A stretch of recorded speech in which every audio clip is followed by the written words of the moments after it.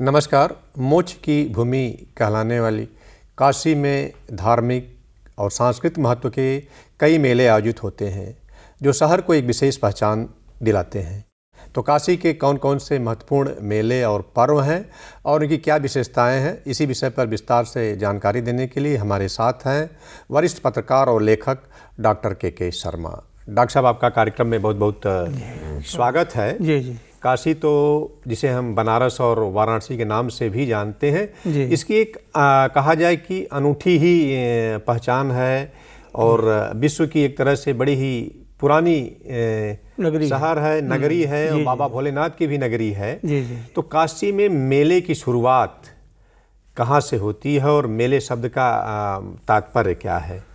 देखिए, मेला शब्द का तात्पर्य अगर हम पूछें या जानना चाहें तो जहाँ पर मेल मिलाप हो, मतलब जहाँ एक जन समूह एकत्र होकर एक दूसरे से मिले, बातचीत करे और एक आनंद का अनुभव करे, तो मेला का तात्पर्य ये हो गया कि ऐसी जगह जहाँ पर एक समूह के लोग या एक संप्रदाय या जाति के लोग सारे इकट्ठे होकर के किसी उत्सव को मनाएं।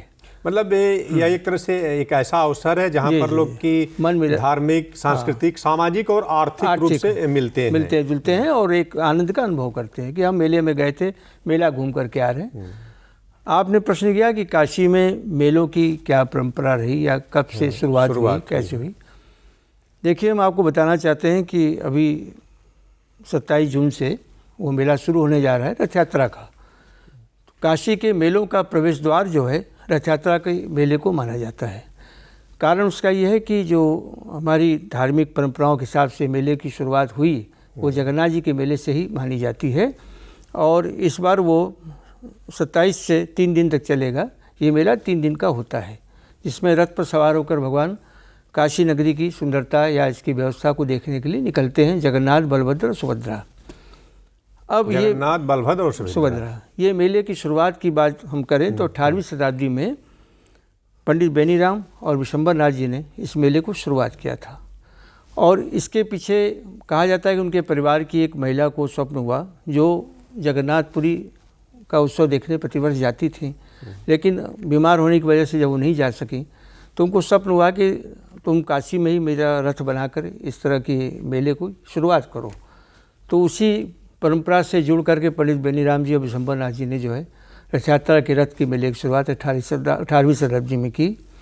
अच्छा, इस मेले की खास बात ये होती है कि जैसे अभी 27 जून से मेला शुरू होना है तो जेठ पूर्णिमा के दिन, जेठ पूर्णिमा जब भी पड़ती है, भगवान का स्नान कराया जाता है और भगवान बीमार पड़ जाते हैं। 15 दिन तक भगवान को परवल का काढ़े का भोग लगता है। 15 दिन जगन्नाथ मंदिर जो 80 पर है जगन्नाथ जी का, उनका दर्शन बंद हो जाता है। क्यों इस तरह से ये परंपरा शुरू हुई कि उनको परवल का भोग और बीमार हो जाते हैं? हाँ, वो इसलिए कि कहा जाता है कि मतलब भगवान को यात्रा के आने के पूर्व, मतलब जगन्नाथ जी के रथ पे आने के पूर्व जो है 15 दिन उनका स्नान कराया गया, वो बीमार पड़ गए। तो बीमार पड़ गए तो काढ़े का भोग लगना है। फिर जब 15 दिन बाद वो स्वस्थ होते हैं तो वहाँ से डोली में उनको बैठा करके मूर्तियों को, जगन्नाथ जी की मूर्ति और बलभद्र और सुभद्रा की मूर्ति को रथ पे लाया जाता है। 3 दिन तक रथ चलता है। देखिए, काशी में 3 शब्द का बड़ा महत्वपूर्ण योगदान है। यहाँ 3 नदियाँ हैं, 80, गंगा, वरुणा। 3 खंड हैं, केदारेश्वर, विश्वेश्वर, ओंकारेश्वर।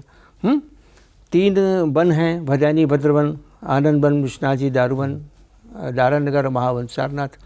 तो इस तरह से काशी में 3 के जो शब्द हैं। अब ये आइए जगन्नाथ जी के साथ 3 दिन जो मेला चलता है, तो जो आप जानते हैं ऐसी कथा वामन पुराण में, विष्णु पुराण में आती है कि भगवान ने 3 पग में पृथ्वी को नाप लिया था। बाली को जो वरदान दिया और उसने कहा कि ठीक है, आप पृथ्वी को नाप लीजिए, वामन रूप में भगवान ने। और वो मंत्र भी आता है, येन बद्धो बलि राजा दान बिंद्रो महाबल, तेन तानी रच्छामी रच्छे माचल माचल, कह के मंगल सूत्र बांधा जाता है।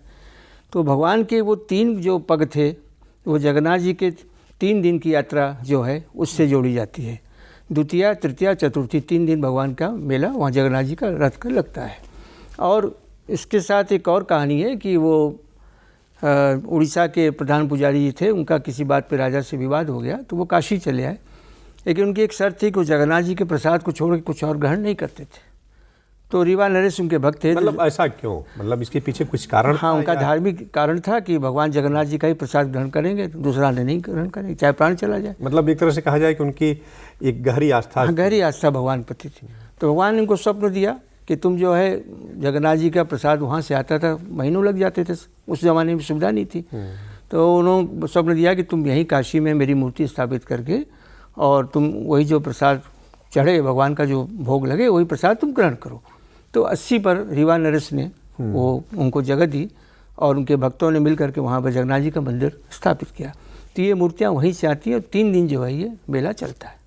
मतलब ये कहा जाए कि ये रथ यात्रा मेले की खास हाँ, विशेषता है। विशेषता है। और उस समय बेनी राम जी ने उस क्षेत्र में उनका 52 बीघा का बगीचा था, उसको 3 दिन वो काशीवासियों के लिए फ्री कर देते थे कि वो आएँ, वहाँ बाटी चोखा बनाएं, रहें, खाएं पिएँ और मेले का आनंद लें।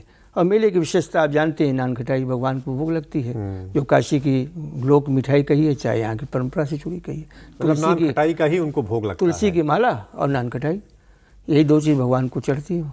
तुलसी दल की माला और नान खटाई जो है ये रथ यात्रा भगवान जगन्नाथ को। जी, जगन्नाथ जी। ये तो रथ यात्रा मेले की बात रही अब आइए, साहब, और शुरुआत भी वहीं से वहीं होती से। है। और कौन कौन से महत्वपूर्ण मेले हैं? अब इसके बाद हम चलते हैं, क्योंकि हमने बताया है प्रवेश द्वार है जगन्नाथ जी का। इसके बाद दुर्गा जी का सावन का मेला लगता है। अच्छा, एक बात मैं कहना और चाह रहा हूँ कि काशी में जगन्नाथ जी के 2 मेले लगते हैं। पहला तो ये लगता है रथ यात्रा वाला। हाँ, एक राजा तालाब पर भी होता है, काशी नरेश भी उसमें जाते हैं। वो सेम दिन शुरुआत होती है? हाँ, सेम नहीं, इसके बाद होती है। अच्छा, ये जब खत्म हो जाएगा। इसमें भी काशी नरेश आते हैं, भगवान की आरती करते हैं। भक्त लोग, चूँकि 3 का मैंने आपसे बताया, तो 3 पग जो रथ को खींच के 3 दिन में वो रथ यात्रा चौराहे तक रथ आ जाता है। और भोर की आरती काशी नरेश के महाराज जी आते हैं, वो आरती करते हैं, मतलब होता है ये। अच्छा, ये रथ की एक विशेषता होती है कि लोग जनता ही खुद खींच करके खींचती है पुण्य की प्राप्ति के लिए, कि भगवान के रथ लोग छूना भी चाहते हैं कि हाँ, कुछ छूते भी हैं, चक्र को भी छूकर माथे लगाते हैं, जो उसमें चक्का बना हुआ होता है पहिए का, और बच्चों को भी माथा टिकाते हैं। तो राजा तालाब पर भी जगन्नाथ जी का मेला शुरू होता है इस मेले के बाद। वहाँ पर रथ कहाँ से जाता है? रथ वहाँ छोटा सा मंदिर है, अच्छा, वहीं तालाब के किनारे, वहीं से परिसर में थोड़ा अपना करके वहीं कर लेते हैं। मतलब 2 हो गई। इसके बाद आ जाइए दुर्गा जी का मेला, सावन का मेला, जो आप जानते हैं सारनाथ में मेला लगता है सावन का। फिर सावन के मेले के बाद आपकी परंपरा शुरू हो जाती है रामलीलाओं की, और रामलीला के परंपरा के बाद उसी रामलीला में विजयादशमी का मेला हो जाता है। दिवाली का तो खैर है ही है, विजयादशमी आप जान ही रहे हैं, भरत मिलाप है, नाट्य इमली है, और दिवाली के बाद नागरथिया की लीला है। और रामनगर की भी। हाँ, रामनगर की वही रामलीलाओं में आ जाती है ना रामलीला भी। तो अब सावन मेले का जो शुरू करने का क्या उद्देश्य है? जैसे सावन का मेला भी काफ़ी महत्वपूर्ण है। जी जी। तो इसकी शुरुआत कैसे होती है सावन मेले की? देखिए, हमारे यहाँ जो 3 देवता माने गए हैं, ब्रह्मा विष्णु महेश, तो भगवान शिव की आराधना का जो पर्व है वो सावन का मेला ही प्रमुख रूप से माना जाता है। जिससे भक्त लोग आते हैं, गंगा जल विष्णु जी को चढ़ाते हैं, देवघर भी जाते हैं नंगे पैर जो है, और कांवरिया भी आते हैं। हमारे यहाँ जो प्राचीन ग्रंथों का जो उल्लेख है, जब पृथ्वी पर मानव सृष्टि का जन्म, मानव का जन्म हुआ, तो उस समय लोग जो है, जब बिजली कड़के, पानी बरसे और घनघोर गर्जना बादलों की हो, तो डर जाएं, रोने चिल्लाने लगते थे। तो ऋषियों ने कहा कि ये कोई देवता है जिसके आगमन से ऐसी समस्याएं, संकट ऐसी पैदा होती है। तो ऋषि मुनि ने उनका नाम रखा रुद्र। संस्कृत में रुद्र माने रोदती माने रोना, रुद्र माने। तो हमारे वेदों में जो श्लोक आते हैं या ऋचाएँ आती हैं, श्लोक तो नहीं ऋचाएँ हैं, तो उसमें है कि हे रुद्र हमारी विपत्तियों से रक्षा करो, हे रुद्र मेरी व्याधियों से रक्षा करो।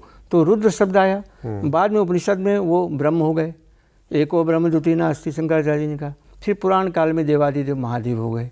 तो शिव को अघोरदानी मान करके और उनके प्रार्थना और उनकी तपस्या से शीघ्र ही फल प्राप्त करने की दृष्टि से सावन के मेले में, चूँकि ये सारी बिजली की घटनाएं सब होती थी, तो भगवान शंकर की विशेष आराधना सावन में की जाती है। और एक तरह से उसी समय लोग सावन में रुद्राभिषेक भी कराते हैं। भगवान शंकर का मेन उद्देश्य वही रहता है, शिव की आराधना का। क्योंकि सावन में माना जाता है कि भगवान शिव काशी को उस समय नहीं छोड़ते।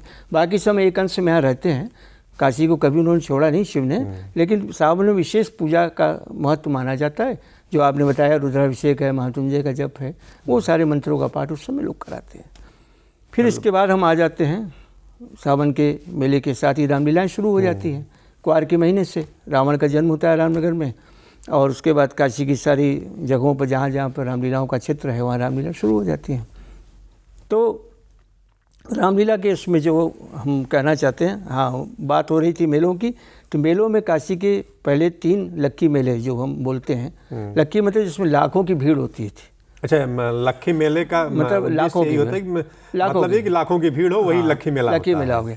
छोटे छोटे मेले तो कुंड तालाबों पे होते हैं, भदैनी पे पुत्र संतान के लिए हो गया, ईश्वर गंगी पे रामकुंड पे ललई छठ का मेला हो गया, लक्ष्मी कुंड पर सोरैया का मेला हो गया 16 दिन चलने वाला, बड़ा वो भी फेमस है। हाँ नहीं, छोटे छोटे मेले ना, जिसमें मतलब थोड़ी भीड़ होती, ज़्यादा नहीं। लेकिन ये जो लक्की मेले हैं, ये नाटी इमली का भरत मिलाप, आपका चेतगंज की नकटिया और तुलसी घाट की नागनथिया। और अब इसमें हम एक और जोड़ेंगे देव दिवाली, जो 1986 से इसने बृहद रूप ले लिया, जिसको 1930 में काशी नरेश ने अपने सैनिकों की गतात्मा की शांति के लिए बजंगा घाट पर दीपदान किया था और गंगा में आम के फलों की प्रवाह किया था उनके नाम पर।